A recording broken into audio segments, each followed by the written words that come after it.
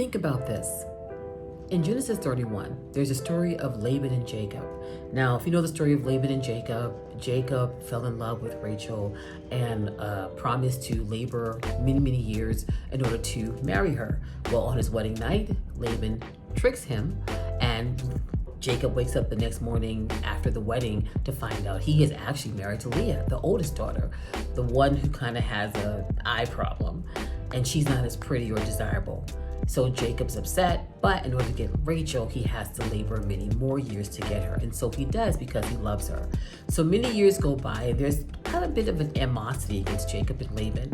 And so here we find in Genesis 31 where Jacob takes his household, takes his wives, takes his flocks, and all that he knows God has given him, and he leaves. Laban finds out Jacob is left, and he pursues him.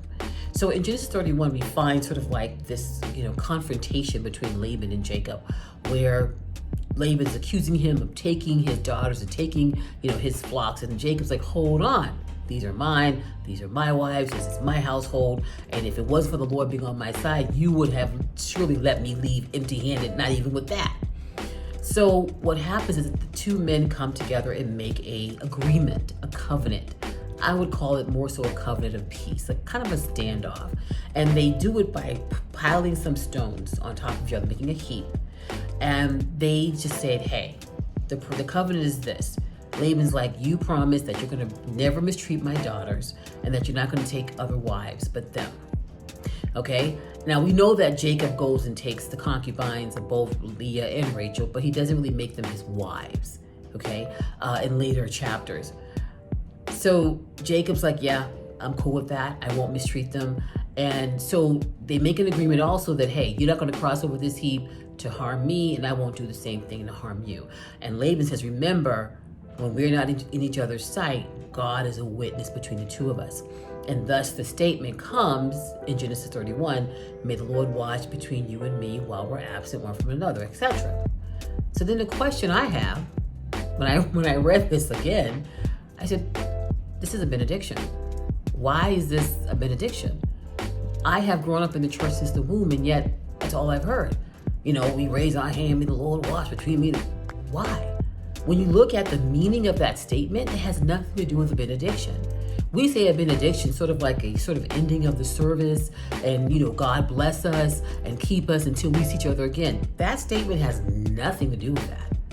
And so this is another example of the church sort of using something that wasn't intended. And I know people might say, well, what's the big deal? You have to understand, what's the first thing we see the Almighty doing in Genesis? How are we even introduced to him? Let there be light. He's speaking. He's creating with his words. It's imperative, I've learned for me, that what I say matters. So I just can't take anything from the Word of God. I can't take anything and just say it. I have to be mindful and knowing, what does this mean? Why am I saying it? Words are important. We may sort of gloss things over, but remember, the enemy doesn't. If you think about in other sort of industries, whether it's legal, politics, there's certain terminology. So the Almighty's word is a certain terminology. And when we have churches in religion just taking anything and saying, we're just, hey, may the Lord watch between me and thee. Is there warring parties going on there? That was an oath. And in those days, a covenant was something that was huge. It was huge. And a covenant was huge in the Bible. So why are we taking that and just using it in a very oblivious way? Remember, Yeshua came to fulfill the Old Testament. He didn't to fulfill the law, he did not do away with it.